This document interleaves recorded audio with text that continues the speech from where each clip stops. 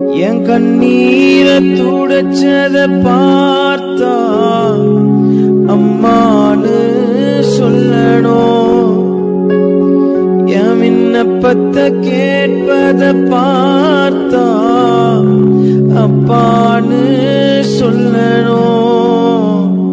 என்ன ஆற்றுவதும் தேற்றுவதும் பார்த்தா அம்மான்னு சொல்லணும்.